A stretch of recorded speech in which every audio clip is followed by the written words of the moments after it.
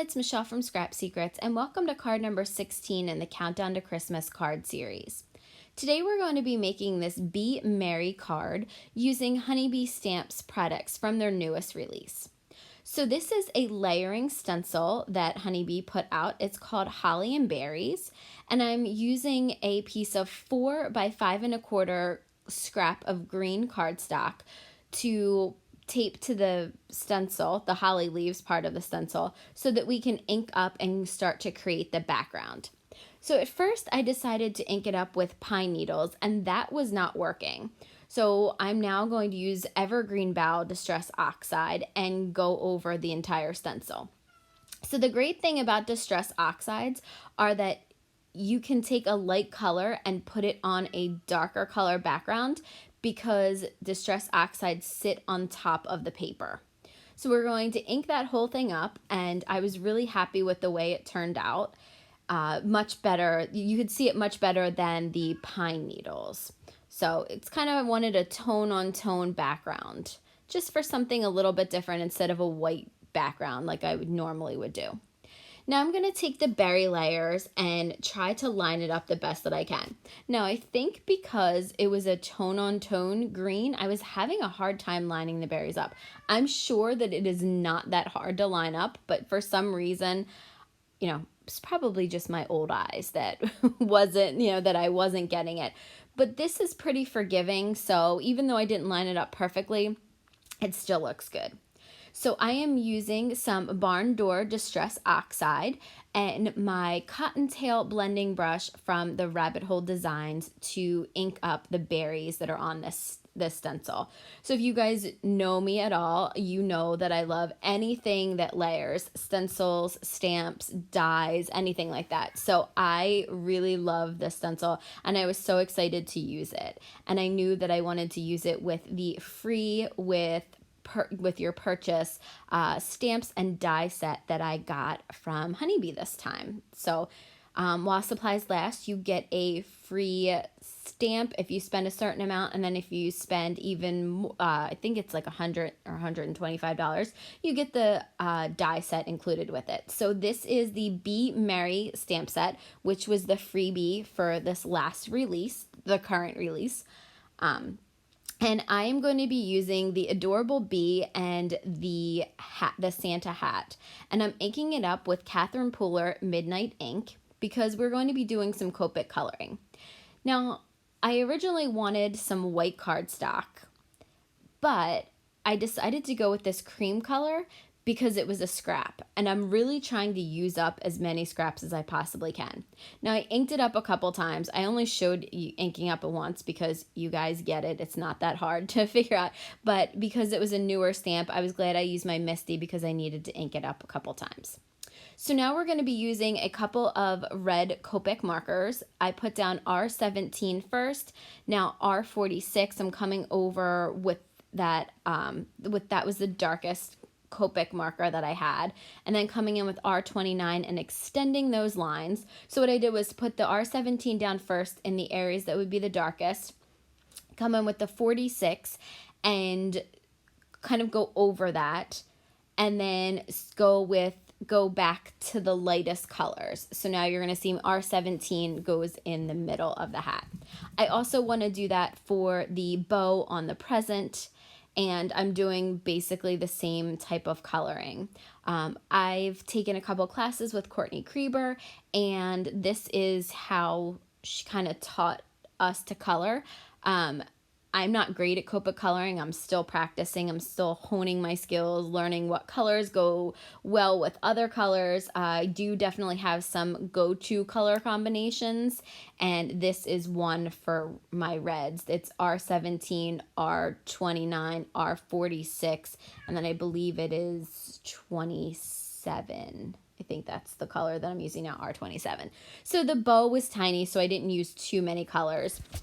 And then I knew I wanted to also tie in some green, so I'm going to be pulling out some G markers. So, and I don't remember what exactly. Okay, so G28, I'm going in and just mapping out the darkest sections. Because this is tiny, I used my darkest color first. I didn't go in with a light color. And then I was trying to figure out which was my lightest one. G17, again, going over those lines or extending those darkest areas to kind of go out to the sides. And then G9 to finish coloring in the present. Again, this area was relatively tiny, so I didn't do a 4-color blend, even though I did basically the hat's pretty much the same size and I did a 4-color blend. It's just what you're in the mood for. So now I'm going to do the wings in B00, and then I went to pull out my B000 marker, or I can't remember, it's 3 or 4 zeros, and I believe one of the girls was playing with my markers and didn't cap it correctly because it was completely dried out. So I had to use BG10, and I wasn't in love with the way that looked, but I didn't have a lighter marker, so I'll fix that in a minute. And I think the reason I didn't like it is because this is a cream color cardstock and not a white. So it kind of made the wings look a little greenish. So now I'm going in with Y13 and mapping out some of the areas for the B, the darker areas. And then I'm going to go in, that was my darkest color, and then I'm going to go in with oh geez, I can't see that marker. I really have to be cognizant of not putting it too close to where that spotlight is, and I'm just not good at that, so I apologize. And this is B00, so I think that might have been B02 that I was using, but again, it doesn't matter. You use whatever color Copic markers you have or whatever markers you have. It doesn't really, it's not about the actual colors that I used. So now I'm just going in with my Signo Uniball pen, and I put the whites back in the eyes and put a little bit of highlights on the wings. And then I took the dies and cut the bee out as well as the Santa hat. I'm going to take my ATG and tape the background down to a red card base. This is just some red 65-pound cardstock from Michaels, and it's cut to 4 1/4 by 5 1/2.